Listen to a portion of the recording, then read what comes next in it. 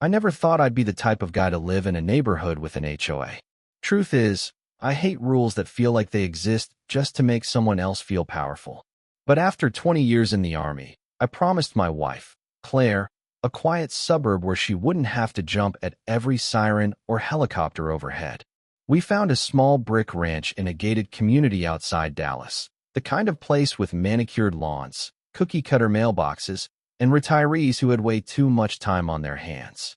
It was supposed to be peace. It turned into a nightmare. From the moment we moved in, I could tell one woman ran the show around here. Her name was Marjorie, but everyone whispered Karen when she wasn't looking. She had the stiff blonde bob, the oversized sunglasses, and the permanent scowl of someone who thought her opinion was law. She introduced herself on day one with a pamphlet of rules thick enough to be a Bible and said, "We value order here. You'll find that following the regulations keeps everyone happy." I smiled politely, shook her hand, and thought to myself, "Lady, you have no idea who you're talking to." The Jeep was the first problem. Now, to any neighbor, it looked like just another blacked-out Wrangler parked in my driveway. But that Jeep wasn't just a car. It was a government-issued, heavily modified vehicle, technically owned by the police task force I worked with after leaving the Army. See, I transitioned into law enforcement, working in a joint narcotics unit that used unmarked cars for surveillance and raids. The Jeep had reinforced locks, hidden compartments, encrypted radios. Hell, even the license plate was part of an undercover database. But to Marjorie, it was an eyesore. Every time she drove past, she'd slow her little Lexus SUV and glare at it, as though the tint on the windows offended her delicate sense of suburbia. I'd catch her whispering to other board members during their neighborhood walks, pointing at my driveway like I was storing a tank on the lawn. One evening, she stopped me as I was unloading groceries. "You know," she said, arms crossed, "our bylaws clearly state that residents must store utility and recreational vehicles inside garages. No off-road modifications are permitted on community driveways." I balanced a bag of oranges on my hip and gave her a polite smile.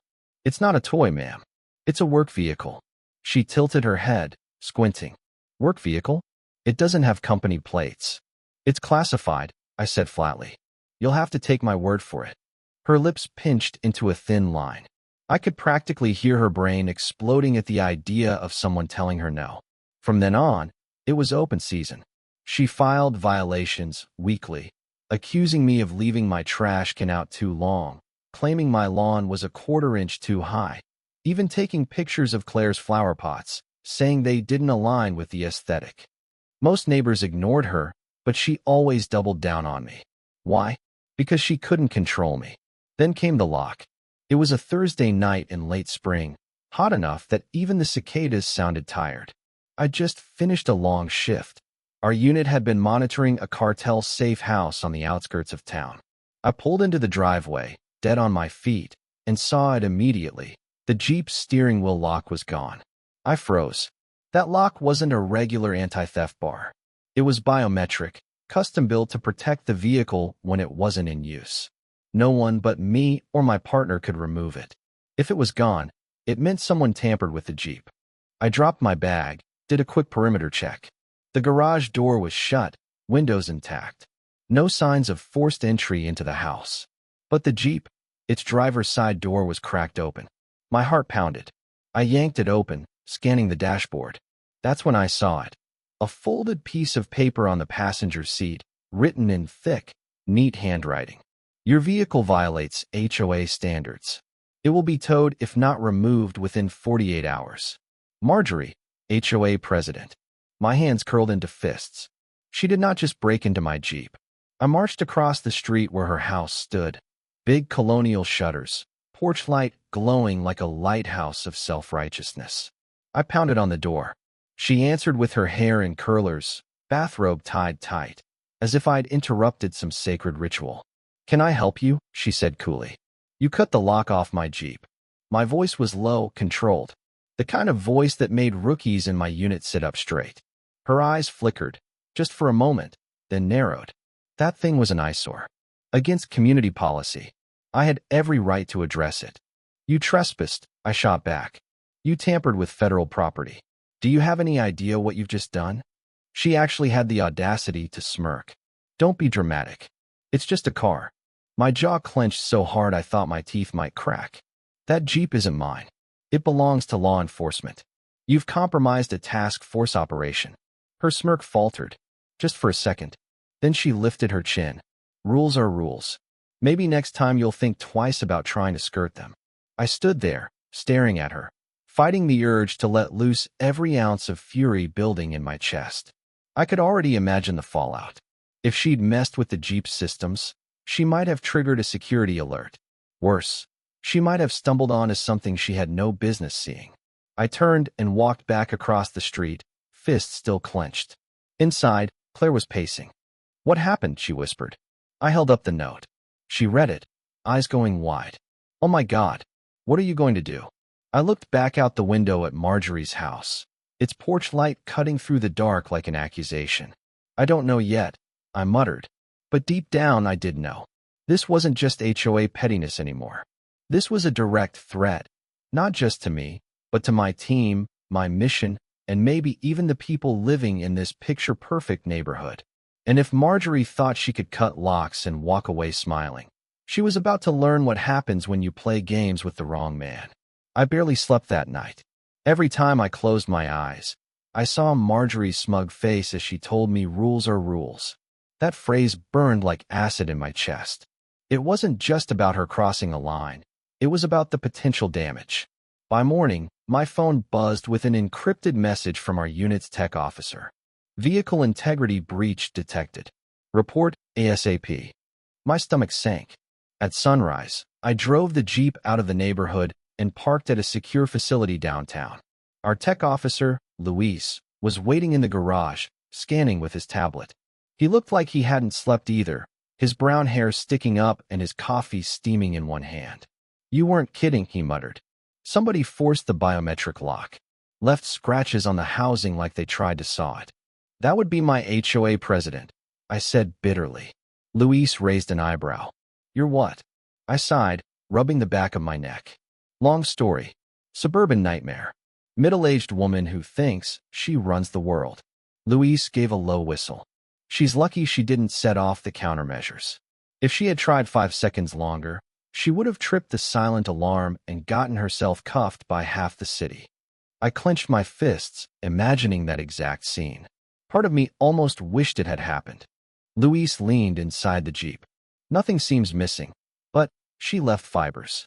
Looks like polyester. Probably her bathrobe sleeve brushed against the console.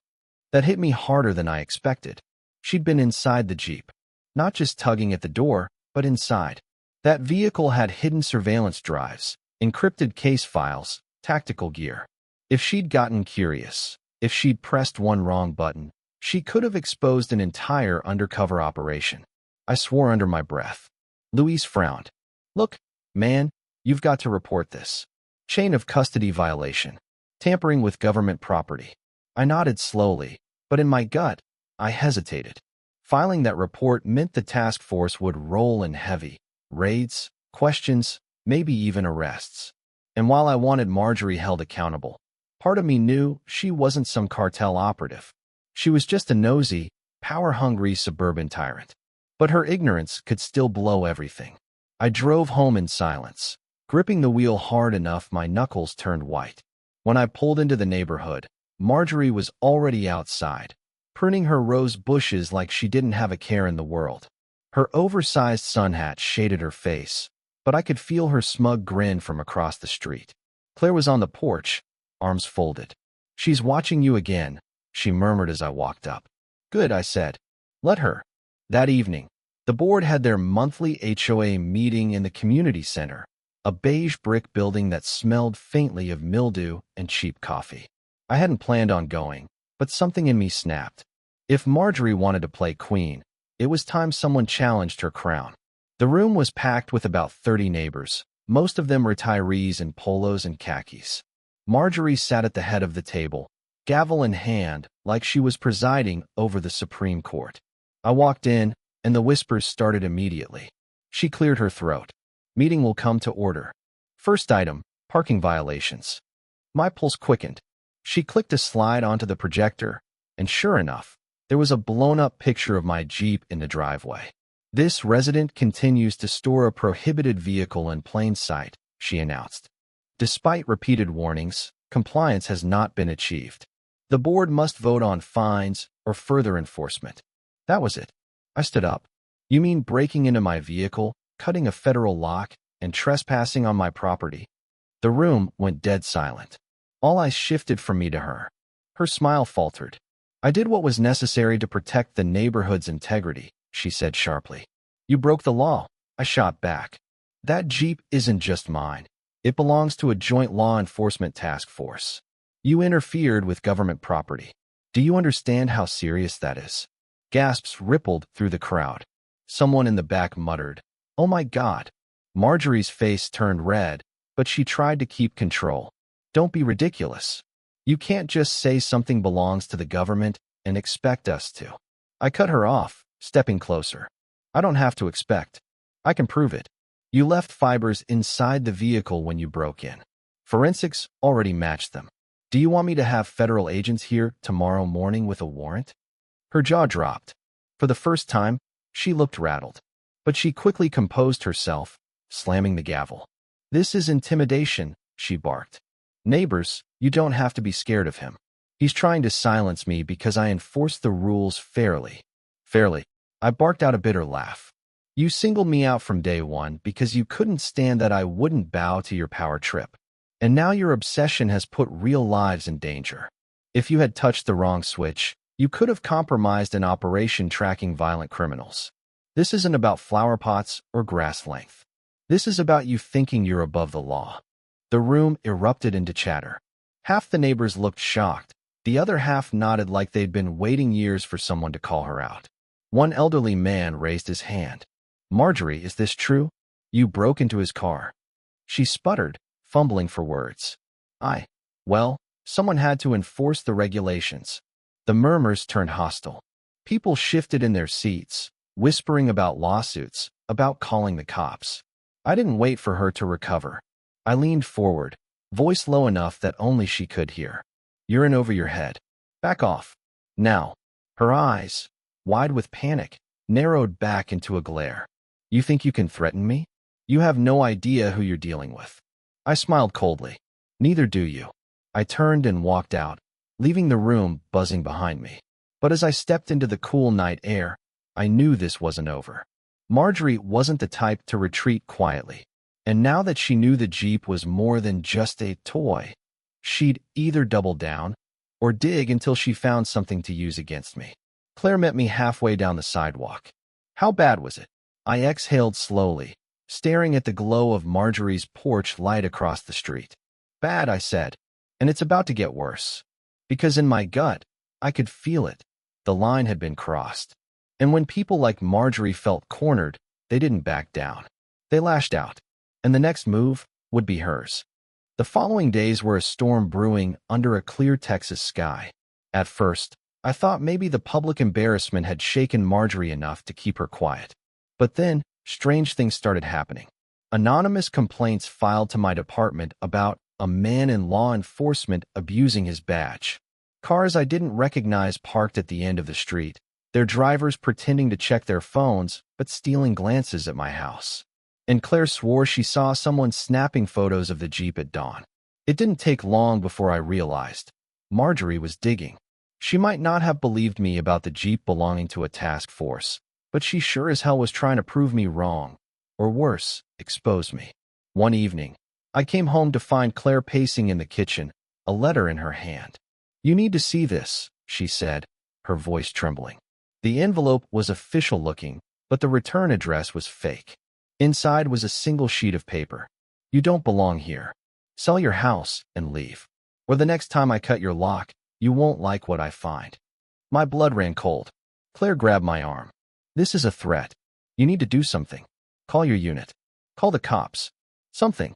I stared at the letter, my jaw tightening. Every instinct in me screamed to escalate, to put Marjorie in handcuffs and drag her into a federal interrogation room. But I also knew she was dangerous in a different way. She wasn't a cartel member with guns and money. She was a bored suburban queen with influence, gossip, and just enough recklessness to cause real collateral damage. And if she was brave enough to break into a government vehicle once, what was stopping her from doing it again? That night, I parked the Jeep inside the garage, locking it behind reinforced steel I'd installed myself. Then I sat in the living room with my Glock holstered at my side, eyes on the window, waiting. It didn't take long. At 2:17 a.m., I heard the crunch of gravel in the driveway. Claire stirred, whispering, "What is it?" But I held up a hand for silence. Moving like a shadow, I approached the front door and peered through the side window. There she was, Marjorie, bathrobe, slippers, and a flashlight in hand, crouched by the garage door like a burglar. She held something metallic, bolt cutters, glinting under the streetlight. I nearly laughed at the insanity of it. The self-proclaimed guardian of suburban order, now crouched like a criminal at 2 in the morning. I yanked open the door. Looking for something? She froze, the flashlight beam jerking wildly. Her face twisted into shock, then indignation. You can't just sneak up on people like that. You're on my property with bolt cutters, I growled. Middle of the night. Do you want to explain that? She straightened, trying to gather her composure. I received reports you're harboring dangerous equipment. As HOA president, I have a duty to investigate.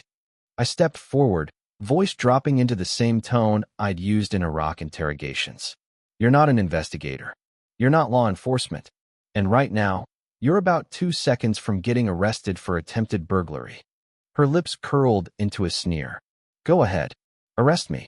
But when the neighborhood finds out you're hiding some kind of government arsenal in that Jeep, they'll thank me for exposing you. And that's when it clicked. She didn't just want me gone. She wanted to turn the entire neighborhood against me. She wanted to be the savior, the one who uncovered the danger next door. I took a slow breath, keeping my rage on a tight leash. Marjorie, you have no idea what you're playing with. That vehicle is part of an active operation. You're putting innocent lives at risk every time you touch it. Do you understand? People could die because of you.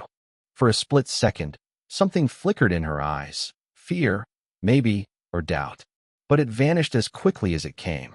She jutted her chin out defiantly. People are already at risk because of you. I see the strange cars. The men who come by at night. You're bringing criminals into my neighborhood. I shook my head slowly. You really think the bad guys are the ones in my driveway? Lady, you don't even know the half of it.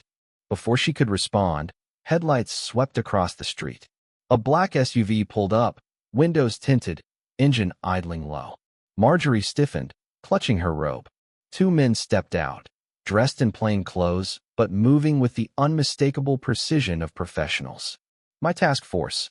Agent Ross, one of them called quietly. We need the Jeep. Now. Targets on the move. Marjorie's mouth dropped open. She looked from them to me, the bolt cutters slipping from her hand and clattering onto the driveway. Target? She stammered. I ignored her, unlocking the garage and pulling the Jeep out. The men loaded gear into the back, their movements fast and efficient. Marjorie stumbled backward. Wait, what is happening? What is this? I leveled my gaze at her. This is what you've been messing with. Real criminals. Real stakes. And you almost blew it wide open. Her face drained of color. For once, she was speechless. As I climbed into the Jeep, one of my partners muttered under his breath, "What the hell is the HOA president doing here at 2 in the morning?" Long story, I said grimly. One I'll tell you after we catch the target. I revved the engine, the Jeep roaring to life, and peeled out of the driveway. In the rearview mirror, I caught a glimpse of Marjorie, standing frozen in her bathrobe, bathed in the red glow of taillights, finally realizing the game she'd been playing wasn't a game at all. The operation that night was a blur, adrenaline, sirens, a chase that ended with 2 cartel smugglers in cuffs, and a stash of fentanyl seized before it could hit Dallas streets. But through it all, I kept thinking of her face in that driveway, pale and shaken, clutching her robe as the truth crashed down on her. When I returned home at dawn, Claire was waiting on the porch, worry etched across her face. I parked the Jeep, climbed out, and wrapped my arms around her. It's done, I whispered. She pulled back, eyes searching mine. And Marjorie? I glanced across the street. Her house was dark, blinds drawn tight. She knows now, I said quietly. But whether she'll stop, that's another question.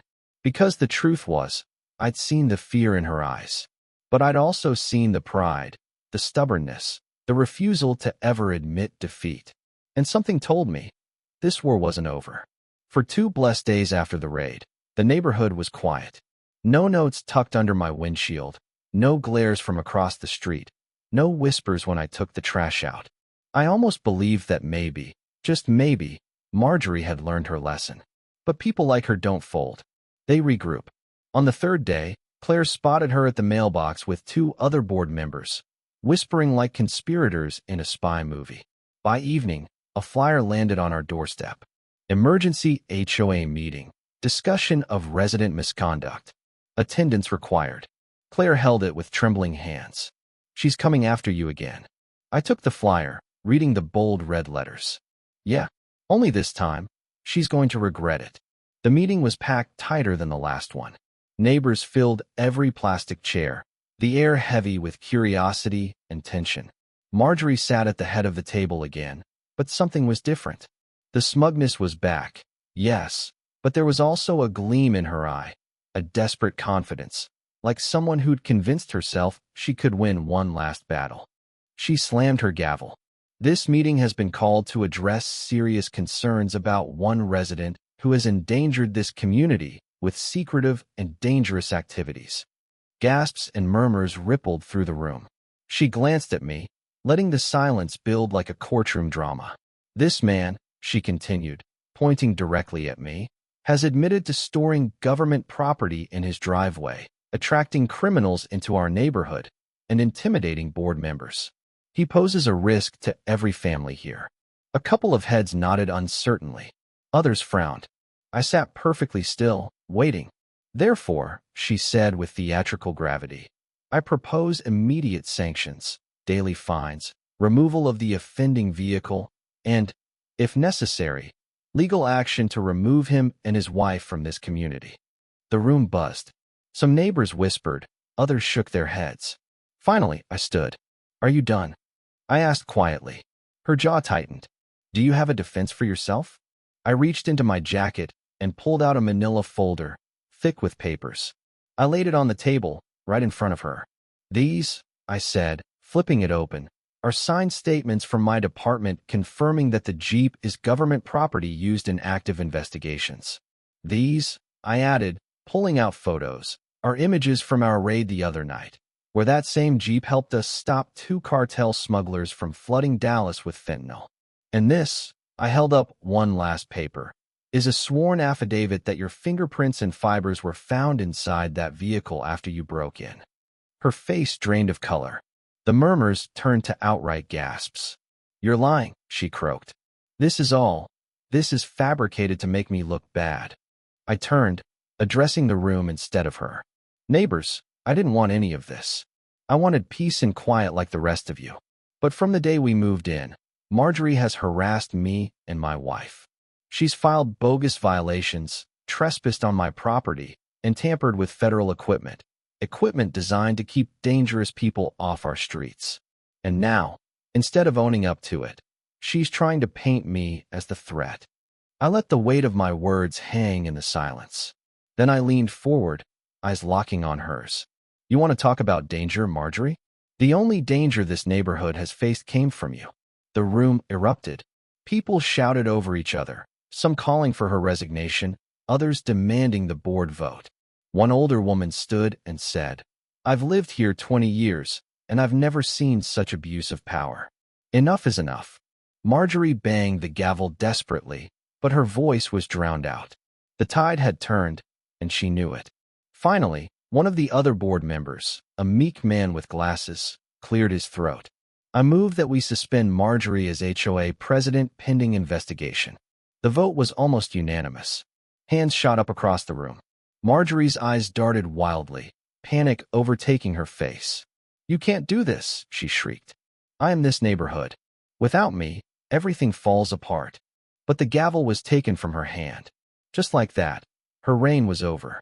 She stormed out of the robe-like shawl flapping behind her, muttering curses. For the first time in months, I felt the tension in my chest ease. Neighbors clapped me on the back, some even apologizing for staying silent before. Claire squeezed my hand, relief softening her face. It was over, or so I thought. 2 weeks later, as life finally began to feel normal, I found an envelope in my mailbox with no return address. Inside was a single line written in that same sharp handwriting. You may have won the neighborhood, but this isn't over. I stood there on the curb, the Texas sun beating down, and let the words sink in. Part of me wanted to laugh, because after everything, she still couldn't let go. But another part of me, the soldier part, stayed alert. Because people like Marjorie didn't quit. They obsessed. They plotted. I tucked the note into my pocket, walked inside, and kissed Claire on the forehead. "Everything okay?" she asked. "Yeah," I lied softly. "Everything's fine." But as I looked out the window at the quiet, pristine neighborhood, I knew the truth. Peace was always temporary. And as long as Marjorie lived across the street, the battle lines would never really disappear. Still, the Jeep sat safely in the driveway, gleaming in the sunlight. My unit was out there on the streets, doing good work. And my wife was by my side. Whatever storm Marjorie thought she could conjure, I'd be ready. Because I wasn't just a homeowner. I was a soldier, a cop, and a man who'd faced real enemies. And compared to them, an HOA Karen with bolt cutters was nothing but background noise. If you enjoyed this intense story, smash that like button and subscribe for more gripping, cinematic tales. Don't forget to hit the bell so you never miss the next thriller. Your support keeps these stories coming.